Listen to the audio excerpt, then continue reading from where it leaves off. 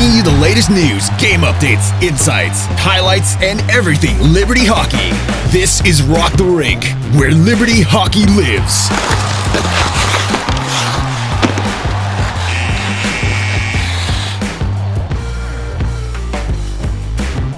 Nationals right around the corner, March 7th in St. Louis. Men's Division 1 get going here. It's going to be a lot of fun watching all 5 teams. I would put up 10. 5 teams for the first time in Liberty history making it to Nationals. We're going to start off, though, with Men's Division 1.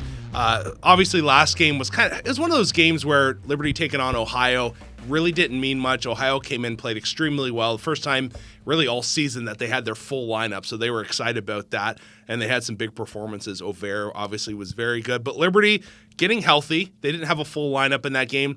Now they turn their attention to the winner of the Mary versus Westchester game.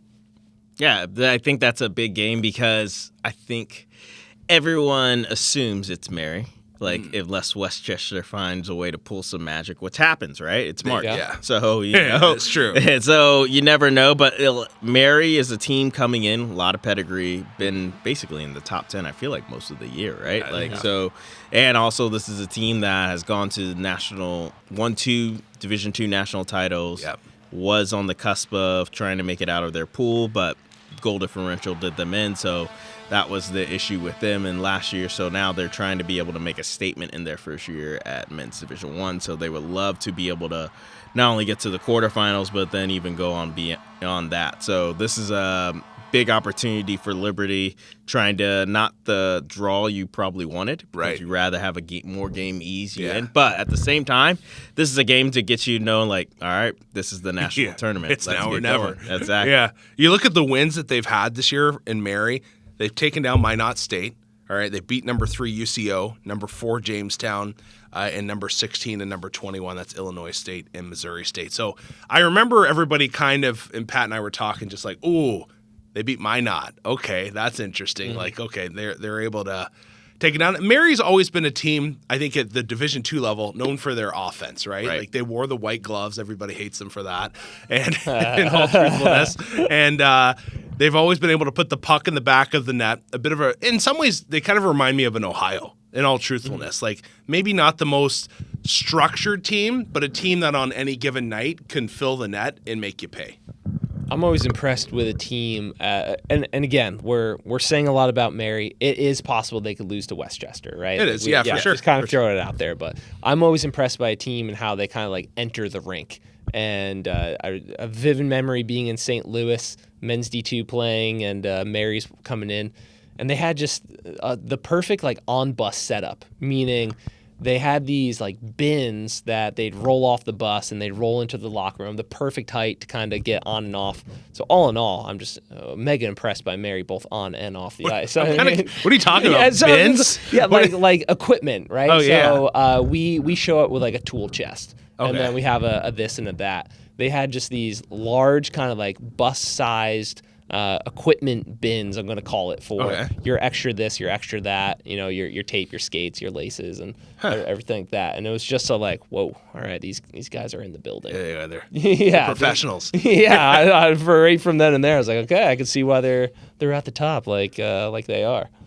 Yeah, and I feel like if you're Liberty, coming into this, last year in the national tournament, you took on Pitt first. Yeah. And, you're going to take every game seriously, but you know that, the likelihood is we're going to win this game. But I think coming into it with a really tough one like this, potentially, being Mary, I think it's a positive. Coming into it right away, there's no room to mess around. You just got to get to work right away because you're looking at, after that, if you win that game, you're taking on Adrian. Right. And, there's no room for kind of getting in the groove. You're jumping right into it. But then if you're Mary, you're kind of thinking the same thing. You're ready to prove yourself. You're ready to just hop right into it with the best of the ACHA. So I'm really excited. I think it's a pretty thrilling first potential matchup. I think, looking at it, it's a great point. Liberty in years previous has had the luxury, maybe, if you want to call it that, of just being all right, we've got one game to kind of get the blood flowing and kind of get ready. But now it's definitely, I think coaching staff's going to say our mind has to be right from puck drop, because we just saw Niagara a couple weeks ago. They were sitting at number 9. came into the LIC, took a game away from LU. Yeah. So I don't really think anybody in the top 12, even you could say top 15, is safe. Yeah, I would agree. Yeah. And, like, I think going back to real quick that Niagara game, like, that changed where Liberty was seated, right? Like, they went down a spot. So, like, they're on a different side of the bracket if they win both those games. Yeah. But then also, too, I think the mindset for Liberty we saw going back to last year, right? Like, obviously, I think Liberty, everyone knew they won at UNLV, right? Yeah. Mm-hmm. Kirk did a great job, and the rest of the coaching staff saying, guys, it don't matter where UNLV is right now. Yeah. We got to beat Pitt first.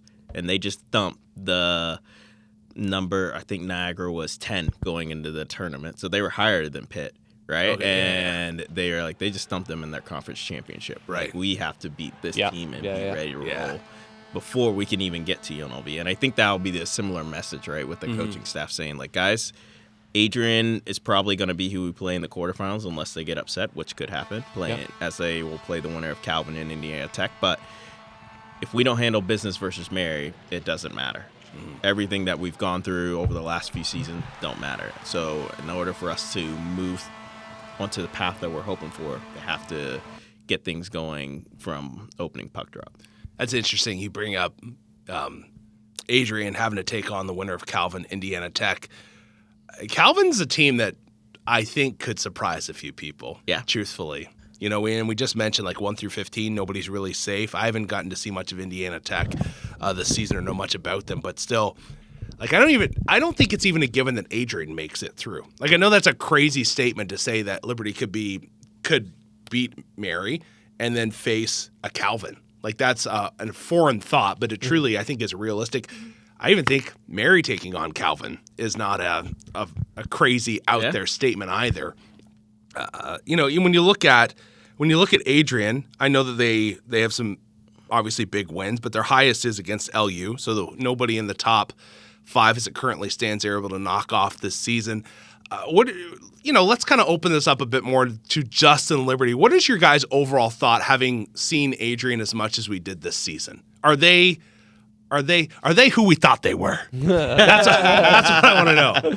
I kind of opened it up with that discussion of, I think this year went way different than anybody else, or that like anybody would have thought. Yeah, I think meaning like you said, anyone in the top 15 could beat anyone in the top 15. Right. Like, we've seen that where, hey, these guys aren't even in the top 10. They just swept number 3 across the weekend, right? Like, those have been the kind of the storylines throughout the whole year. So while, there are always your classic, like, man, this team's really good, league-wide, it's like you're just not safe. Yeah. You have to take every single game serious this year. So, a team could say that same thing for us of like, man, Liberty's sitting at number 7. We would have thought they'd be more top 4 this year. Just kind of is the way the year is going. You have no idea. Yeah, and I think back to your question, watching Adrian last year, I've always kind of seen them as like the enforcers, like big, physical, tough guys. And I think especially their past series that Liberty played with them, I mean, I wasn't surprised, but like still seeing the way that we were able to skate with them and match that physicality and kind of stand up to them in that way in that first game, it made me realize that, they really weren't as daunting as a team as I thought they were. And the second game was obviously a different story, but it only takes one game in the national tournament. And so I think that coming away from that series, definitely more encouraged if Liberty was to go up against Adrian than I would have if they hadn't played that second series against them.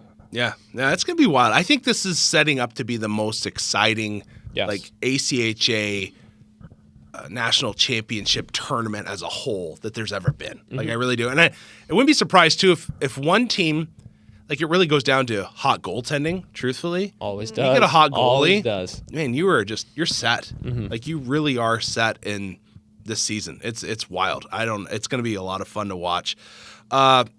Pat, when we look at, Mary coming in and taking on LU, like, what are your thoughts or keys here? Okay, I'm getting ahead of myself. I'm going to just assume Mary. Okay? That's what I'm going to do, because I feel pretty confident about that. What does Liberty need to do well in that game, in your mind, taking on a Mary? I think one, obviously, don't overlook them. Yeah. That's a given, Correct. right? Yes. Because you have to focus on that game at hand. I think the second thing too, the special teams play has to be key. We've seen, I feel like the last couple games, teams have been able to get back into the game even when Liberty has a nice lead because of their ability to score on the power play. Liberty is a great team on the PK on the road. They're actually much better on the road on the PK than they are at home. So that is something in Liberty's favor. So like the man advantage has to be a lot more crisp and more disciplined. But then also, when you go down a man, but the man advantage too, right? Like I think that. And then the thing I've said all year, right? Like you got to win the battle in front. Yeah. Like this is a Mary's team that loves to get in front of the net. They know they're going to try to take away Hunter's eyes. And they still got some guys who are part of those back-to-back national championships. So they know how to win and know how to play at the top level. So like they're going to try to put traffic in front of him. You've got to not only protect him on his end, but then you've got to frustrate their goaltender too and take away his eyes, get those greasy goals. Because like you talked about on the broadcast and a couple weeks ago, they all count the same, especially at the national tournament. It ain't going right? So that was the thing. Albers, going to net presence. He scored that goal against Ohio, just being in front of the net. Like I hope he just posts up, just gets right in front of every 10 he plays and is just that massive human being that he is, right? I think that'll go a long way for LU. Pat, real quick, I'm kind of looking down here at the notes that you set up for us. One thing, I didn't even catch this when I was pre-reading coming into today. Indiana Tech have not beaten a team in the national field. How on earth did they get here? Yeah, so like they beat teams that are ranked, but they fell out of the ranking? Yes, I believe so. Yeah. So like in their record, there's pretty spot on. Like what did I put down there? 25, 11, and 1, right? Yeah, like, so like I could be misreading it, but like when I went back and read it, I was like, I don't think any of these teams are at nationals. That's wild. Like so that was the thing that I was trying to find, because even Westchester, I almost thought they didn't beat anyone in the national field, but then I saw, okay, no, they've played Pitt, split with them, and then they played IUP and have one win against them too. So like, I don't know what it was, but at the same time, like I'll just say it, the ranking formula is broken anyway, right? Like, we saw a couple weeks ago 7 of the top 10 lose and basically stays the same. Right. You're kind of like, something's up there. But I think like, I was thinking about that, and I get it. Pardon me, mathematically, is that if you're taking an average of something throughout the whole year and then you throw in an anomaly, it's not going to like make your average it's not going to sway it too much. Yeah, too much. Yeah. But at the same time, as much as you want to get after the CFP, there is an element of that that's needed. So if Liberty, let's say you have a team that's horrible for the first month and a half of the season, but then they find their way after Christmas and they're battling their way through, and they come in and they knock off number 1, they knock off number 6, and they're just rolling. Like that should be, I think, accounted for in some way or form. That they figured things out. I do agree. I think that the computer, AI, I don't know what we're using. It's the Google one or not, but it's just, it's one of those situations where I do think there needs to be some form of human element to say, okay, like this team in the second half has had a bad stretch, or this team's had a great stretch. They should be ranked higher and have a bit more of a jump than what's happening currently.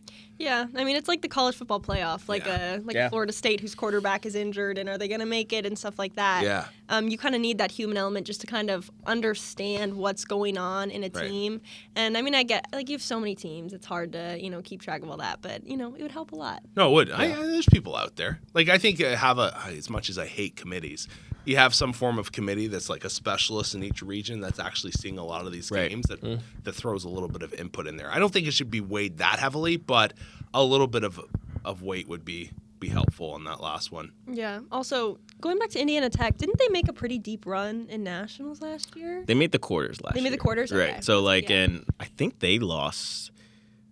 I feel like they played either Minot or Ohio, and one of those had to not only come back in the quarters to tie it up before the game ended, but then beat them in overtime. No, it was overtime. I remember that because they were. Look at Annie Corey dropping in some. Yeah, right. No, because good to have we were at here. nationals. We were at nationals last year, and I remember it was just such a crazy experience having all those teams there, and you're just walking through the hallway, and the teams are walking to their locker rooms. It was everyone was crowded in one place, and I just remember Indiana Tech walking off the ice about to go into OT with Minot, and they were just fired up, and I was like, oh my gosh, and I went and watched overtime, and yeah, I don't know. They're just lost. memorable. They lost, but, they were fired up. Right. They were fired up. Well, it's going to be a lot of fun to watch. Again, getting going this weekend. Crazy to think. But, Nationals sure. right around the corner. Yeah. It'll be very interesting. And, like you said, it's an opportunity, too, for Liberty to, like, you talked about a couple weeks ago, make history. Yeah. Right? Because they're not the same team they were at the beginning of this year, right? Correct. I think They are. everyone They're counted them much out. better. So, right. Yeah. Much and better. then, Curry, you mentioned what they went through last season with not just some adversary before Nationals, but how you saw guys at the Final Four, right? Like, Yeah. I don't think you go through all that for nothing. Yeah. So, like, I think if the team remembers and honestly puts together their 4 best games of hockey, they could come out winning this. There's absolutely something to be said about crafty and wily veterans. Yes. Like that is our strength this year. We just have so many guys who have been there, done that, and are just hungry. Like is what it is. When it comes down to crunch time, having those guys on your team is massive, and we have a lot of those. Yeah. Just hungry, crafty, wily veterans. Yeah, it's a lot of guys' last run with the Yeah. team. So, Yeah. you got to think more motivation than ever. But also, I think, like, man, there's just a lot of guys that they have so much potential. And if they bring, like, their best game to Nationals, like, Liberty, like, they can win it all. Yeah. But, it's guys like Foltz. Like, you see every now and then flashes of, like, man, Jason Foltz is so skilled, so incredible. And, like, if you have him going, you have Calendike going, all these guys just, like, bringing their full skill to Nationals, it'll be really fun to watch, but it's all just about getting them to play as a team and getting them to click at the right time. This. Can I give you my Oh, you hear that? Yeah. I'm gonna here's my message, right, to the team. Yeah, let me know. Not a lot of people are gonna like this, but this, like, some players won't like this, truthfully. But this would be my message, and I'm gonna go back in history to kind of like tell you why I'm saying this. So Oakland back in the day, I think we've talked about this on the podcast, but they had this guy Will McMahon. All right, he won Michigan Athlete of the Year over, like, Nick Lidstrom at one point. Like, this guy was a dude. The coaching staff of Oakland would say this to the whole team: Will score, the rest of you just don't get scored on. Yeah. Like, that was the message, and it worked. Like, Yeah. didn't they win back-to-back natties? I feel like I'm almost positive they won one over Liberty too. Yeah, they did. And they had a solid goaltender. He was a nut job, but he was. Yeah. But anyways, my message to this Liberty team would be like, we don't need everybody to wear a cape. We have Hunter Verostic. That's my honest message. This is his last go. You know that he is going to be dialed in. Absolutely. And I would just be like, do not turn the puck over in stupid areas and hurt ourselves. Go off the glass and out. He will stop everything that he sees and just play a low-scoring, really defensively tight game. We will score. We have the ability to score. We'll get an opportunity. Absolutely. We'll get 5 opportunities a game. We score on 2 of them. He can literally, if you tighten down defensively, take care of the rest. Yep.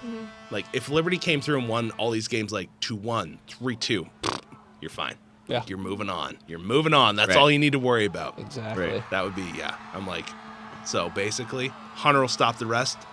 Don't have a dumb turnover. We'll win. We'll win a natty. I love it.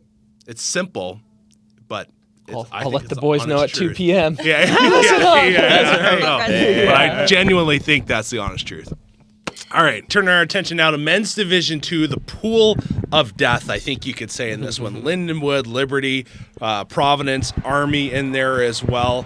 This is going to be a battle for men's Division II, but also a situation where I think, again, kind of like the men's Division I, right off the bat, like, we have to be focused and ready to go if we want to have that final game against Lindenwood actually mean something. Yeah, and when Coach Hughes was here a couple weeks ago, he basically, he joked, like, first off, when he messaged the coach at Lindenwood saying, like, hey, let's make sure that game actually means something. Because unlike last season. But, like, I think this is a team now built with so many guys that know what it's like to have been there, lose, especially when you're a top seed. So, like, it's not like a bunch of new guys coming in don't have the feel of Nationals. No, basically everyone on that team knows the national field, what the stakes are, and this is an opportunity for them. Like, this is probably easily one of the harder pools, like Rhett just talked about. I mean, Providence is, I believe they were the true 3 out of the West, and Army was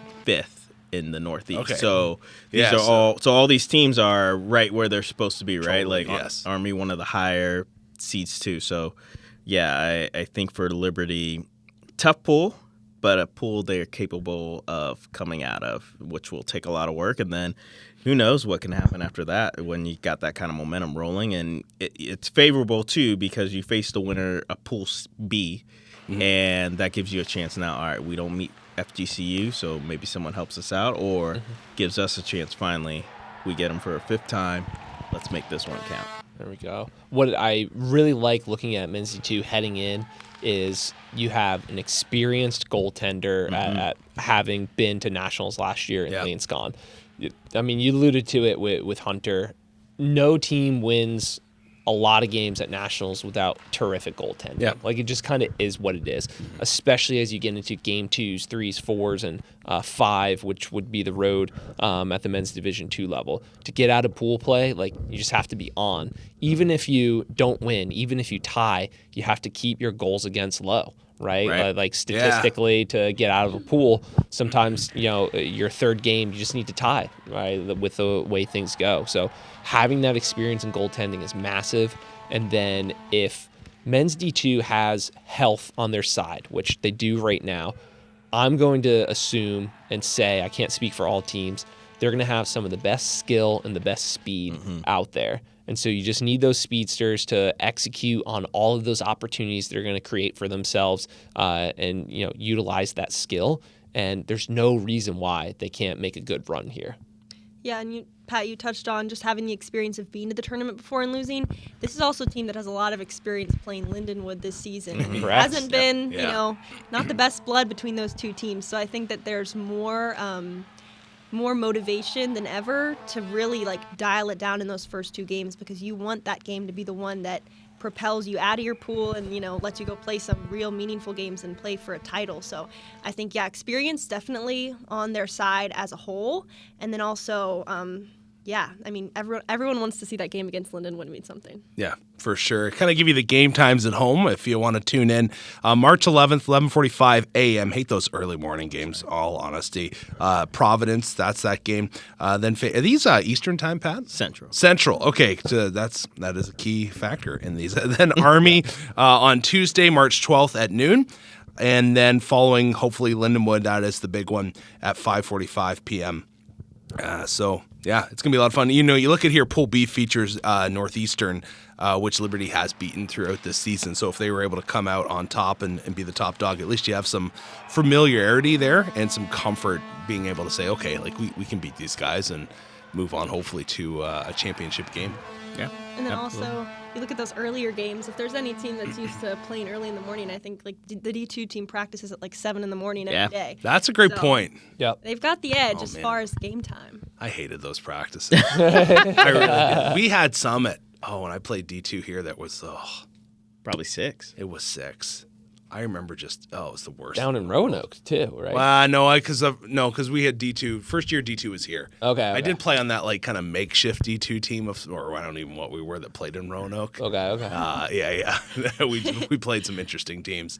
But yeah, that first year of men's Division II here, our practices were so early. It was the worst, It was so bad. Yeah. I was not a fan of early morning practices. Yeah. All right. So lots to keep an eye on there and look forward to as men's Division II trying to make it back to the Final Four. As we move our attention now, the ladies, all good feels currently after taking down Midland in the conference championship, even though they basically gave their fan base a heart attack in the process of just being down so many 3 men at one point with the goalie pulled.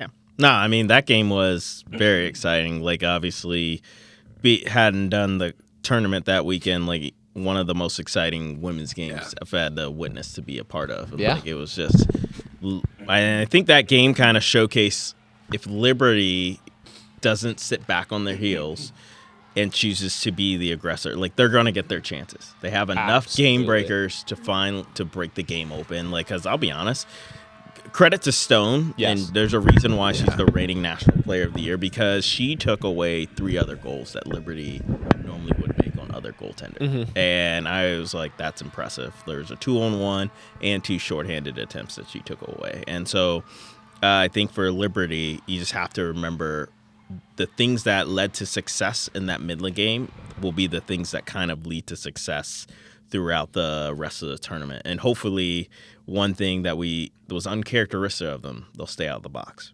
Yeah. They had a lot of penalties in that game, but the PK was great, so that's huge. But yes, normally they beat teams with the man advantage, and this one they had to beat them with the PK. Yeah, I think we had 12 minutes of penalties in that game. Yeah, and it was way higher than normal. Extremely uncharacteristic for the girls. And to go back to your point too, Pat, of they had tons of phenomenal opportunities, but Matt Stone is just good. Yeah. Right. So just one of those things of we have so many game breakers, as you said, so many great chances we're going to have.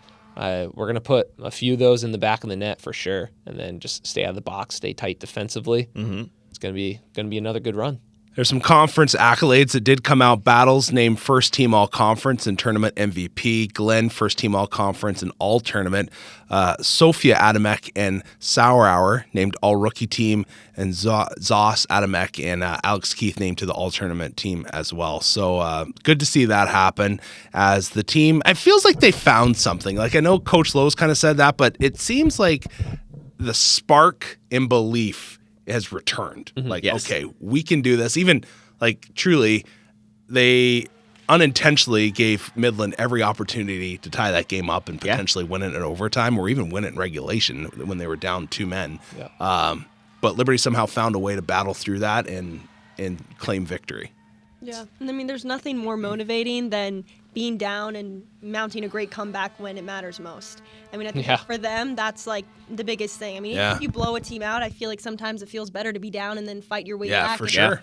Be the one winning at the end of the day. So when you do things like that, they're so good at doing that in these big moments. And hopefully nationals, they don't put themselves in as many of those as but I mean, if there's one team that's capable of doing it, you can never ever write them off, no matter what the score is. It's Pat and I's joke at nationals. Like, hopefully it's a good game. No, I want a blowout. Yeah, I don't want to. That's even right.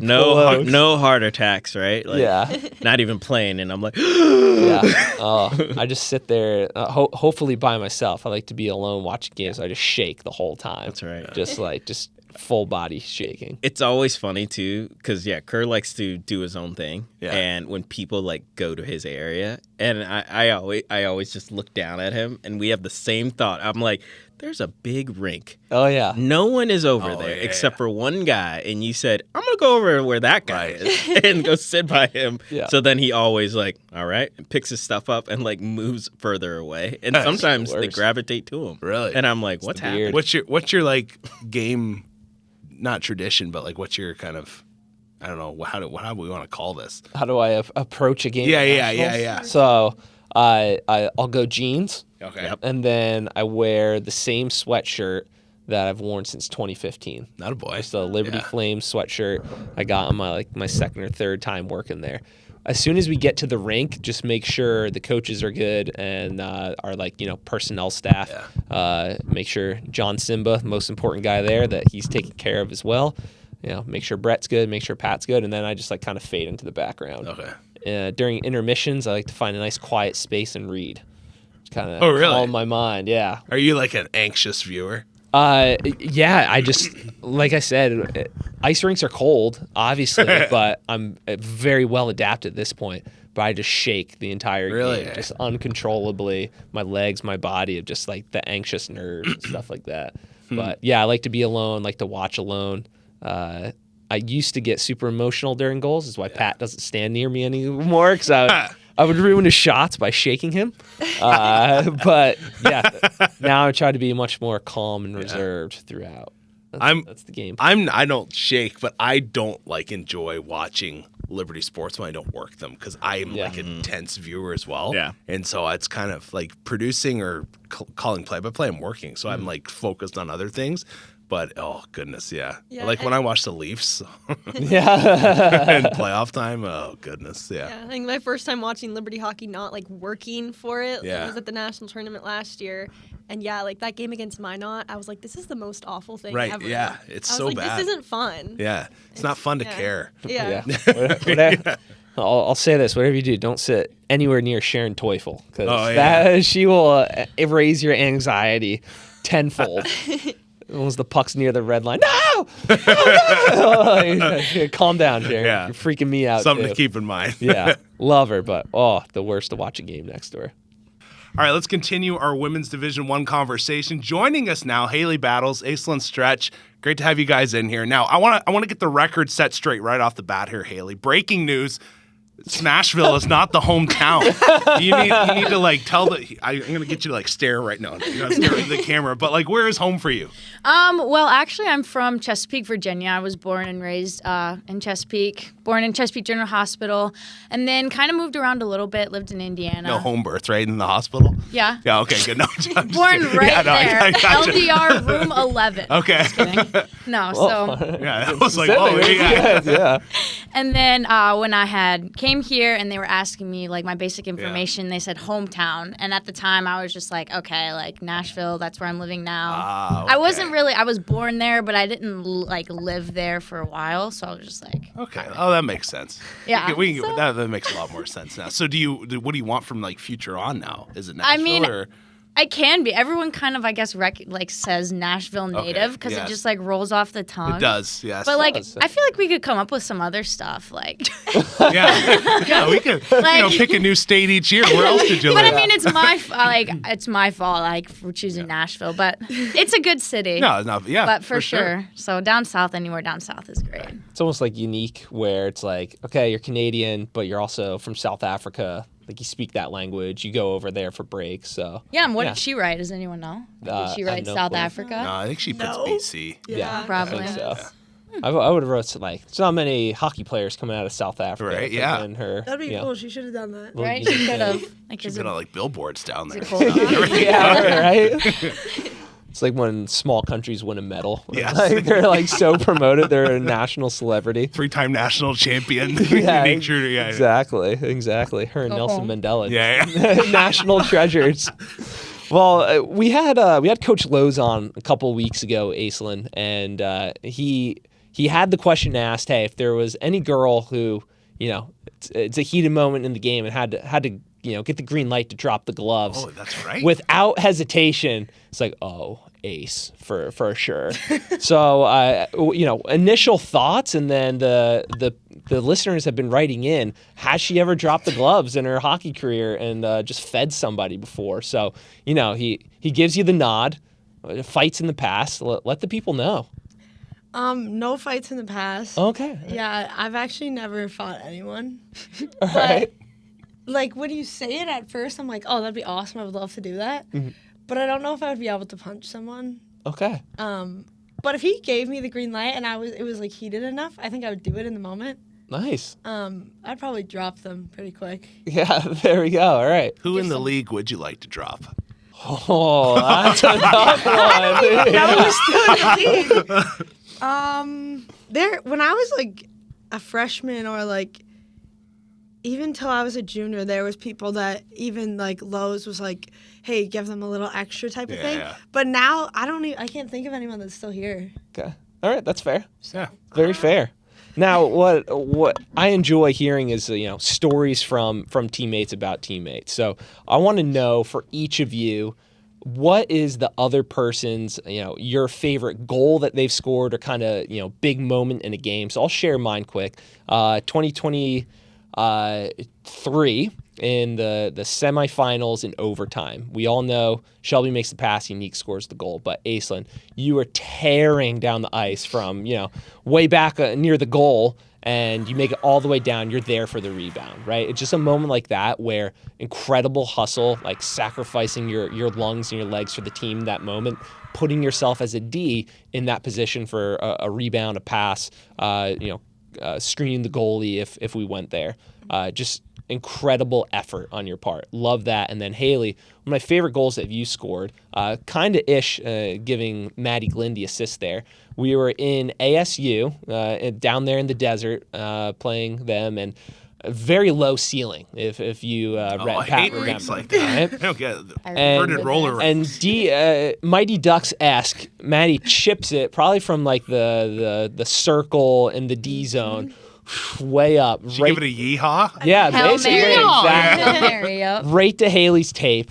And then, whether it's toe drag, deep the goalie out goal. And I just remember like, there's no other players in the league that could have done that. And it was incredible. And Cole Seaborn was next to me, from the South, like, was that a good goal, coach? I'm like, Cole, let me tell you, that was a highlight for the ages. Absolutely incredible. So, with that being said, Haley, what's a good moment for Aislinn? Aislinn, what's a favorite moment of Haley's? Well, I don't exactly remember who we were playing. All I remember is we won it back, and then there was just everyone. It was like we had to crash the net. So, like, we knew we had to win it back. All the forwards had to go to the net. So, like, I believe it was Jan. She probably won it back right to Ace. Ace just wound up, took a shot, and then she just went in, but she didn't even know that, like, it went in. So, like, she just kind of celebrated. Everyone was so loud. Like, everyone was just going crazy, and she was like, wait, like, what's going on? And then it kind of, like, registered in her head once everyone was kind of surrounding her. We're like, Ace, go. Like, you just scored. Lead the line. So, like, that was a good one for her. And I'll say about Aislinn's shot, one of the top goaltenders in Liberty women's history, my wife Chantel, when you came in for your recruit visit, said, like, that girl has one of the hardest shots that I've ever played against. So, that a girl. Wow. Yeah, exciting, right? Cool. All right, your moment for Haley. I think, Haley scores a lot of goals that are really pretty and everything like that. But one that we kind of mentioned was when we were at Nationals last year in the semifinals game against Adrian. She scored one of the goals kind of just to keep us going, to get back into, because we were down by 3 goals. So she got the second goal that got us, like, going again to get to Jan's overtime. You, like, walked out of the corner and shot, and then, like, it just trickled past the... I believe it was a power play. Oh, okay. I think that second one was a power play goal. Most likely a tripping on Britton Fussy Probably. power play. Just wheel in the zone.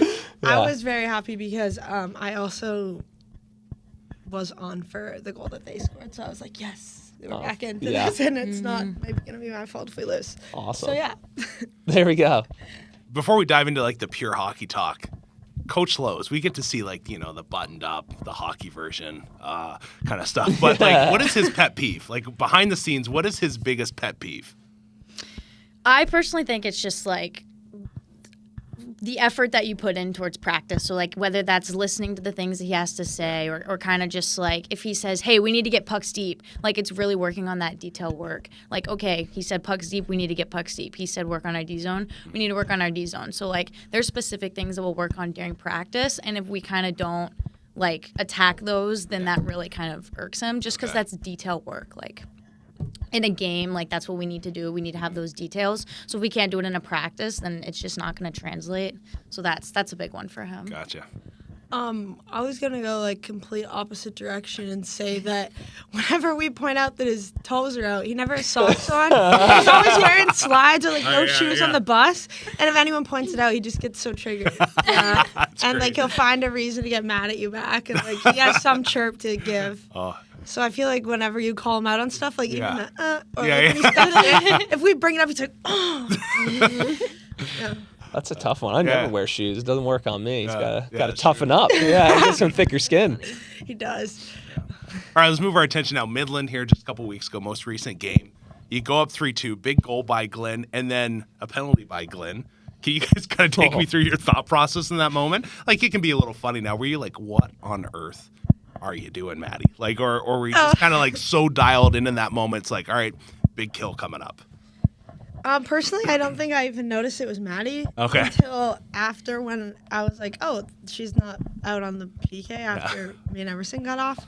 I kind of just was like, okay, gotta kill this off, and then hopefully we can keep going. Do you guys remember much about those last like 3 minutes? Like that was, I don't usually get Chaos. to watch hockey Yeah. anymore, but I got to stand in the stands for that one and watch the end of it. And I was like, this is why I broadcast now, because I can't take this anymore, But like, what was that like? It was definitely blurry for me. I actually remember that one pretty well. So she had gotten the penalty, and then I actually had gotten a penalty right after. So we spent the last. We spent the last 2 minutes. It was 5-on-3 for like 40 seconds. And then they had the last minute and a half, 5-on-4, and I was tweaking in the box. Like, my leg was shaking. But I had we practice PK all the time. Like, we always practice our rotations. I had trust in my team that we were going to get this puck out. So it was just, like, waiting down that clock. And then, of course, there was a face-off with 4 seconds left. Ree's going to take it up. She's just like, okay, winning it to this corner, win it to the corner, and then we all just swarm it, make sure that they can't get it, and then we all just celebrate. It was nice. I think they pulled their tendy too, wasn't it? Yeah, it was a 6-on-3. 6-on-3. Yeah. That's was where I got the extra freaking one. out. Yeah, it went 4-on-4 at some moment, and then Haley decided, let's make this a little harder. Let's have a little bit more fun. Yeah. She just really wanted to get the puck. Yeah. And then, Yeah. I need to keep my feet moving. That's how it goes sometimes. You're the natural enforcer out there on the ice anyway. Makes sense. But okay, so looking back now, this year obviously it's funny to say it's had ups and downs. You guys have been extremely successful during your time, but how good did that win feel against Midland here, conference championships, heading into national tournament time for a team that's not used to losing, having suffered a couple losses this season?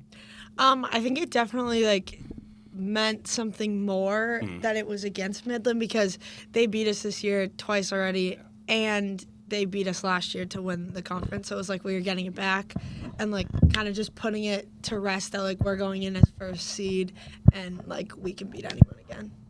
Yeah, and what was that whole experience like having the conference tournament here for the first time, and then also some pretty exciting games, getting to hoist the trophy at the end at home? How much fun was that? I personally, I thought it was a great experience, knowing that we were at home, no matter how many fans we did or didn't have. Especially towards the end, we had every parent was there, and honestly, I feel like that's the most important part of it, and just to be able to celebrate kind of with your family. But then the aspect of it being at home and just being able to kind of walk into your locker room and putting it right in its case, there's really no better feeling. Oh, well, never thought of that. Yeah. We did not want to watch them leave with that cup out of our rink. So, end of a season, but also end of an era coming up here at Aislinn as we are approaching our unbelievably sixth and final national tournament. Just kind of share some of the thoughts or feelings of, do you still get nerves? Do you are you hungrier more than ever knowing, this is the last ride? Does it feel the same? Give some thoughts there.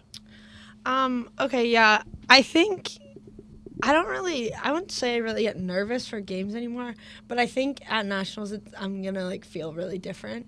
And I'll probably be sad and stuff, but I definitely think I want to win more. Yeah. Not even for me, but just cuz the new girls coming in, I never experienced losing, so I'm I don't want them to experience that. Love it. They should get to win too. So I feel for more now than ever, it's winning for other people at this point, just to keep the legacy going. Yeah. No, that's awesome. And that's something, working with the men and the women, a lot of them say that too, is I want to win, but more so of this guy next to me in the locker room that I'm lacing up with every day, that I'm going out on the ice with every day.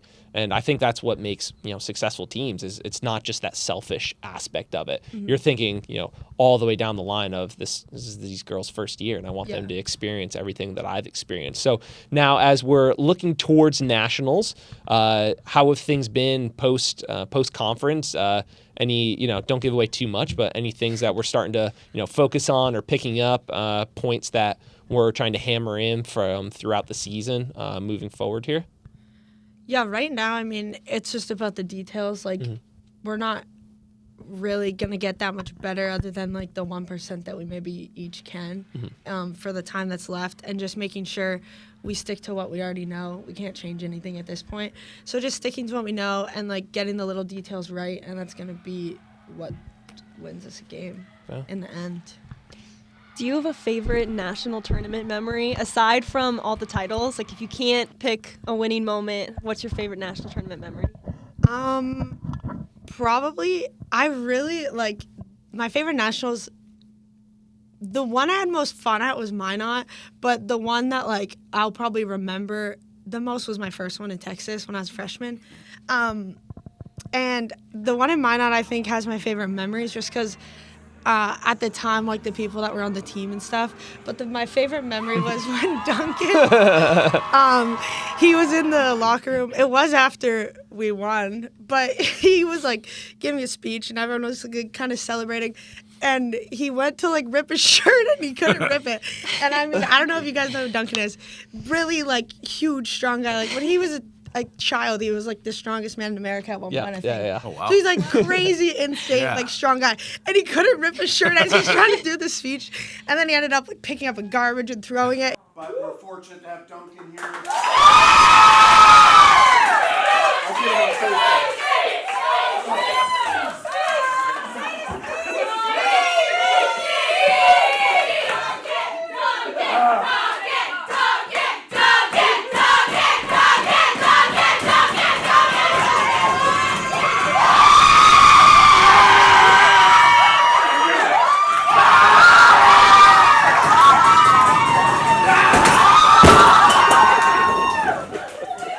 Let me get Kerr on FaceTime. Okay, hold on while he's doing that. He was just trying to get like us all hyped up, but it was just so funny. He's like, "That's the strongest shirt I've ever had in my life." Like whatever that was made out of, everyone needs one of those. But yeah, that was so funny. Yeah.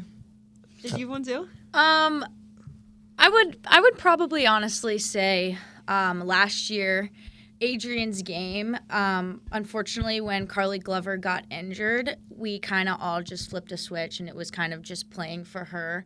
And I honestly think that she was a big reason, like, and a big pushing point for that comeback.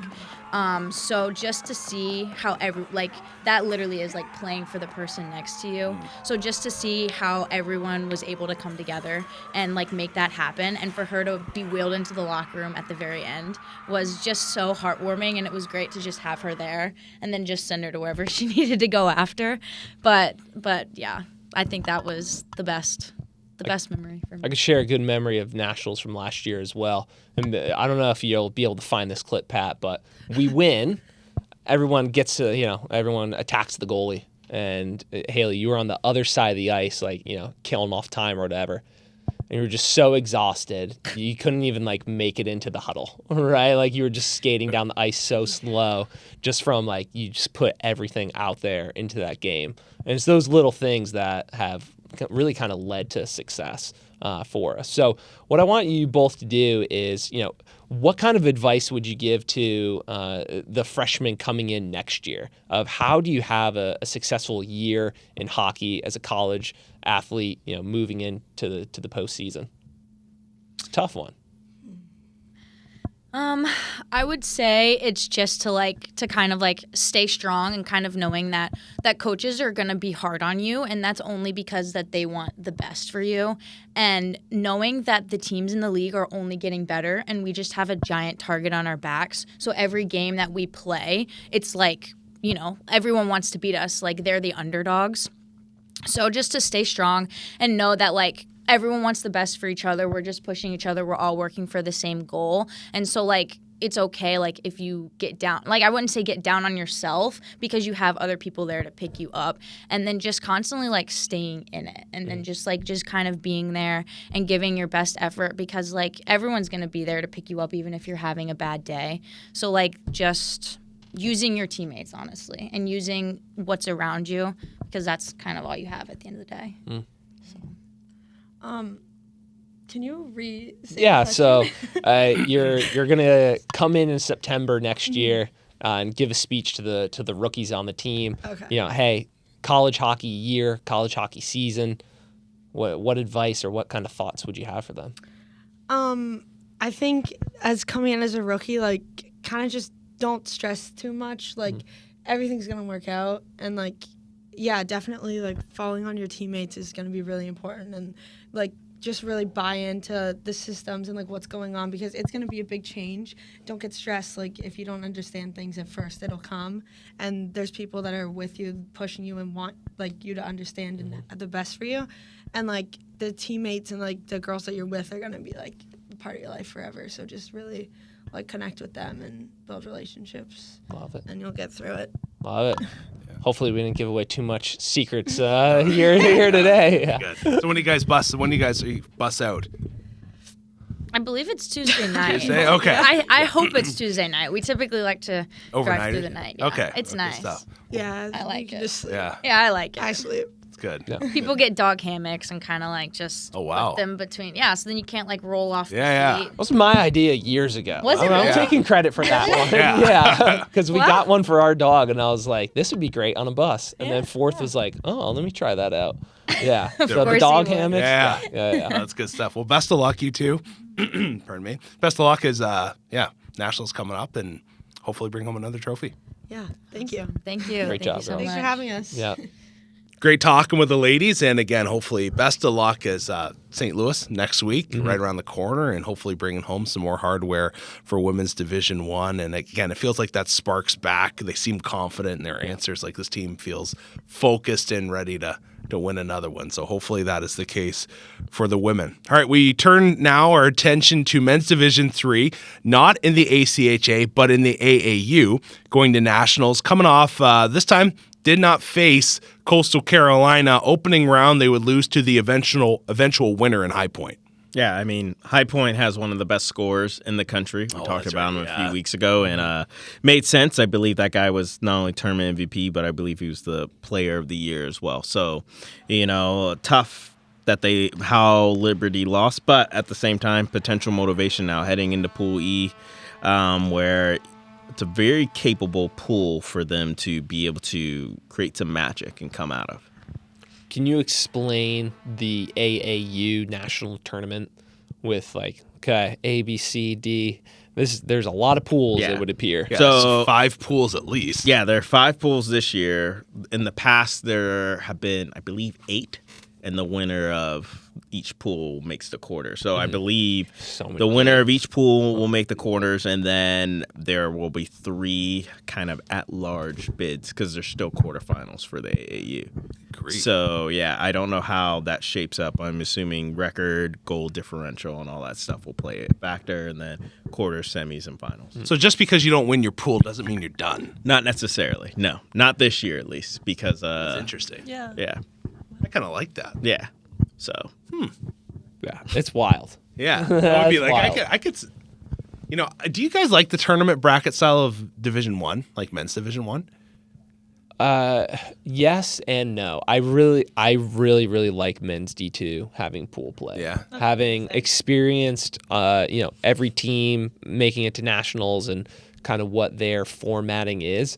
There's just something fun about that hunt of men's D2, and man, what's this team doing? What's that team doing? There's a lot to it, but at the end of the day, too, show up and win, just be the best, Right, And that's what men's D1 has, win or go home type of style, and women's D1 for the most part is like that as well. If you're ranked higher, yeah, I as a viewer, you do like pool play because you get to see more games and all Yeah. that stuff. But no, I think I like the winner go home feel. Yeah, it just makes the stakes. Every game means more.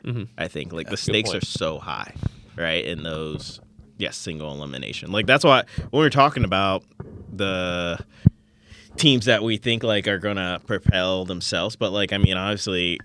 Last year, I was shocked how much it went more to chalk than you thought it would, right? This year, if it goes to chalk again, I'll be like, what is happening? be Maybe, surprised.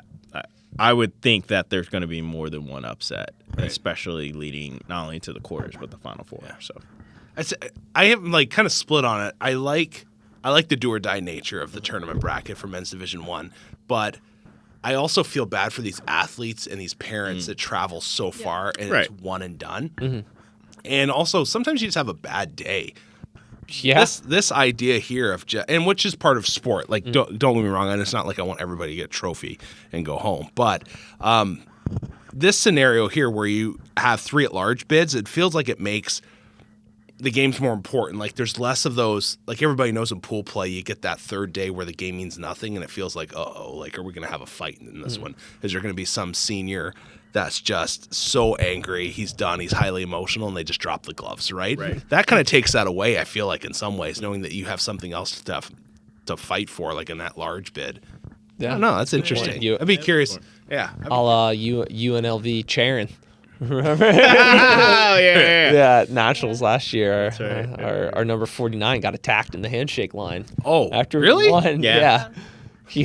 Buddy hugged one of our guys and then just dropped him for Charon coming up next. Really? Yeah, he hugged the guy, I think, pretty much right in front of Charon. Yeah. Yeah. And then Charon goes to give him a handshake or a fist bump, and then the guy said, nope. Yeah, Let's broadcaster. go. Oh, we got to fight. No way. Yeah. That was unbelievable. Yeah. Yeah. So what kind of advice, Rhett, you've been to nationals as a men's D3 coach. What kind of advice do you have for Coach Wagner? Yeah, that's great. It's been a while. So, yeah, I was at nationals. Yeah, it's hard to okay, so while I'm stuttering here and trying to figure out how to answer is because that year, did we deserve to go to nationals? No. So just to clarify is that, who was it? I think it was Vanderbilt. It was Vanderbilt or South Carolina or something like It was that. Because it they was beat you Vanderbilt. guys at the second game of Yeah. regionals, right? Like, Yeah, so it's actually one of my favorite memories. The first game we were playing UNCW, and that went to overtime. And I remember that game so clearly because, I think the biggest thing is every shift can turn the tide, right? Like we had a simple play where our boy Jimmy Brady was trying to bring the puck out of the zone, and I could see in his body language he was tired, but I just remember screaming from the bench. Like I don't usually scream at an individual, but I remember leaning over and be like, Jimmy, that is your puck. Yeah. And he just kind of was like, okay, coach. And so he grabs it. So he beats the guy off the wall with it. And so he's at our blue line, comes across their blue line, and it's a nothing play, but he had the hardest clapper in the league. He fires that thing, goes off the cuff of the goalie's glove, little pop, trickles in the back of the net, and we win it. Yeah. That's just every shift can do something. That's one of my favorite memories of coaching because I felt like it was kind of part of it. Yeah. Yeah. But no, it was that was big. So then the next game we lose to, I can't remember if it was Vanderbilt or not. I feel like it was Vandy, but they all of a sudden decided, we just came for fun. We can't go to nationals. So you're supposed to tell ahead of time if you're allowed to. Anyways, make a long story short, it got to the point where they called us, and I think we were number 7 or 8 in the region that year, and they were just kind of like, hey, can you guys go? Because nobody else can. And fortunately for us, Club Sports made it work so that we could. So when we got there, it's high competition, and again, I think some of your best Division III teams are really, really good D2 teams, and some of your best Division II teams are really, really good D1 teams. Yeah. Right. And so it was eye-opening in that sense, just of, again, I think the biggest thing is every shift matters. You feel like it's a long game, and it is, but at the same time, you got to play to win, not to lose, and you got to have to pay attention to detail every shift. And I think that's the biggest thing I would tell Coach Wagner is Are we favored? No, but if we just win each shift, who knows what can happen? Yeah. And just kind of have that mindset going into it. So, Great advice and Yeah. fun story of that same nationals. You guys were either in Grand Rapids or you were in Michigan. we were in Grand Rapids. Yeah. And the women were the city over or something Okay. like that. So I flew out there with Kirk Handy. Yeah. And we're talking, and it's like, all right, when's your flight? 7 a.m. When's your flight? It was 5 a.m. What in the world? So I show up to Charlotte 3 hours before him, and I just text him hey, I'm asleep at gate D. Let me know when Yeah. you're there. And eventually just comes over. I'm laying on the ground, just kicks me awake, and we hop on the plane to Michigan. I was so rattled. Our travel agent at the time booked me on the early flight Oh out. my goodness. Yeah, That is an early one. That was the worst. Yeah. And I got to run into Liberty Hockey infamy Mikey Williams in the hallway this Oh, morning. did you? Yeah, gave the positive spin that he always does, but he just said the boys are fired up. good. We're ready for this. We're ready to Yeah. go up to Westchester. And for the parents out there, dress warm. Probably the coldest rink I've ever been in. Oh, up that there rink in is Iceland. chilly, yeah. It is cold. And I've been to rinks. It's cold. Dress warm. Yeah, Westchester. How many pads they have? 3 or 4? I think it was 4. Yeah. Is it? Yeah, I remember. because yeah. they're doing the Ice whole, line, I think. Yeah, because Yeah. they're doing the whole AAU championship. Yeah, they are. So Oh, okay. they're D1, D2. I think they have a D3 men, and then Okay. they have a women's division as well. Wow. So There we go. Fun stuff. All right. Last but not least, Women's Division 2, back to Natties. Let's It go. happened. No conspiracy theories. 3rd time in program Whoa. history. First time since 2020. Pat, exciting times. oh yeah, it'll be wild for them. It's just a big, even I'm sure they are feeling like, well, we have a chance to have some success in these pools, right? But like that national exposure is huge, right? Like, because obviously we talk about 2020 is when they made it their second time. That's one of their best teams in program history.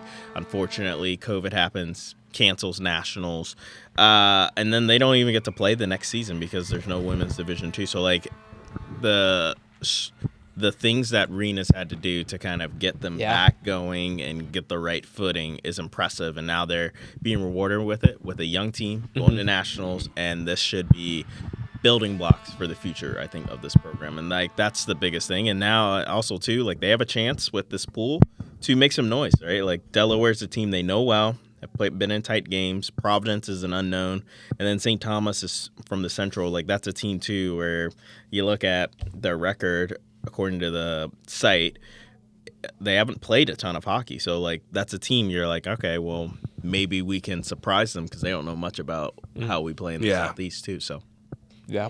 And you talk about it being a young team. Now going forward, it's like nationals is the standard and the expectation. So, it's just really good to see good things happen for that program. And like you said, you never know what can happen. Exactly. And Rena has been like so much credit to Coach Leone and her staff of like every offseason, she has this massive whiteboard with all the recruits, people she's trying to bring in, connect the dots, put a team together.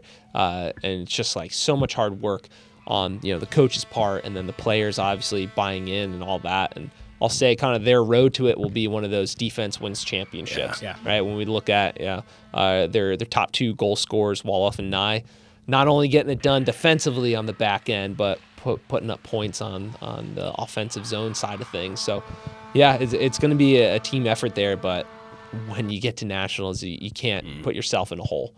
So for sure. Rely on your goaltending, rely on your D, and then capitalize on the opportunities. All right, Dub, what's the podcast plan for our viewers or listeners out there moving forward? That's all right. Well, I mean, the plan is to hopefully do Natty's recap, not the week after we get back. So not next week, but the week after? Or is it the week No, after it'll probably that? be the week after that because, your boy's going to take some time off. Yeah. Probably the 26th of March. Yes. Because Okay. Pat and I will be getting back on the 18th of March. All righty. Yeah. And then They're a long stay. well, then we'll have a few guests while people are still in town. One big guest coming. Okay, a few at the, I believe, beginning of April. So it's April 5th, I think you said. That'd be good. So, a lot of big things for the pod leading up. And then we'll do some recruit talk because a fair amount of recruits have signed as well. So Well, both teams, that's right. men's and women's D1, a lot of people coming in. Good stuff. Yeah. All right. Wait, real quick. Yeah, Brett, yeah. Give me your final thoughts on Cliff Notes as a whole teams need to do. As a whole of what the teams need to do? Yeah, just simple. Like you know the program better than all of it. You talked about it a minute ago that I knew Chris Lowe's when I was 10. So obviously you have not been a stranger to Liberty hockey. So give me your quick Cliff Notes. I really think men's Division I, I truly think it's simple. Like I don't think there's a clear-cut favorite that's overpowering. And I said it earlier that not a lot of people are going to like, but I'm a big fan of puck possession hockey. I think everybody is, and that's the way the game's trending. But I'm not a fan of it when you're trying to skate the puck out of your zone and there's a guy that has you well defended. Like just chip it off the glass and out and reset. Like that's my biggest thing is it's plain and simple. The hockey thing is don't give them second chance opportunities. Right. Don't give them a second chance with a bad clear. If you're on the PK, first touch, get that puck out. Like first touch clears, I think are so important. And then capitalize on the power play. Let Hunter do his thing, make his life easy. Score on the power play. And it's a winning formula. You will score 5-on-5. There's too much gifted offensive talent. Like I genuinely think this Liberty team, when it comes to pure talent, is a top 3 team in the league. I agree. I do. So you're going to score a goal. You are. Like if you got shut out, more than likely it's one of those scenarios where you just tip your hat to the other goalie and say, you know what, you had one of the best days of your life that you'll tell your grandkids. Okay, it happens. It happens here and there. But more than likely, you're going to score goals. You just have to defend extremely well. I think that's the biggest thing in my mind when I look at men's Division 1 is just taking care of your own zone. And I do feel like I've been a bit of a broken record second semester, but there's been times where they just turn the puck over in their own zone instead of making the safe and simple play. They put the opposition in a quality spot to score a goal. Yep. And you can't do that. coming up here this week. For men's Division 2, I'll be honest, I haven't gotten to watch them a ton, but it's a similar scenario. From what I've learned from you guys is that this is a team that's deep, skilled, and from talking to Ben, they have a ton of faith in Lane between the pipes, and I think it's one of those scenarios that, for me, it all starts with game one in Providence. Like that at that level, it's just teams, get that game, treat that game as Lindenwood. Yeah. Because you're not going to get to Lindenwood if you don't.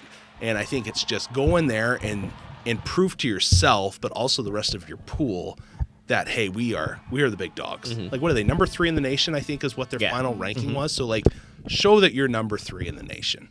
Come out, play a really stingy game, take away time and space to the neutral zone, and just leave it all out there.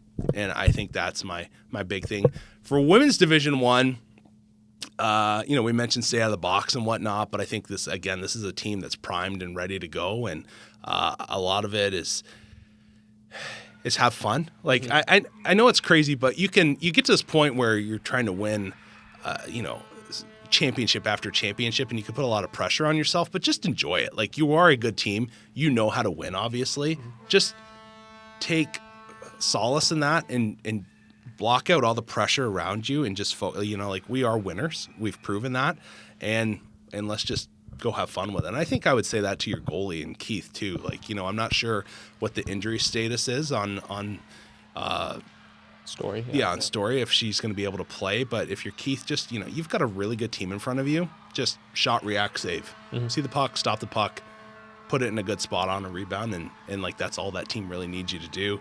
With men's Division 3, I think you have a real opportunity here to win your pool, or if not, those at-large bids that Pat was speaking of. It's that's huge. Go in and it steps as a program, right? And it's time, I think, when you looked at what Coach Graham did, and now you're moving on to just name Coach Wagner. Yeah. This is an opportunity here for your program to take a step forward and to be moving into that position of, hey, we're fighting for a national championship.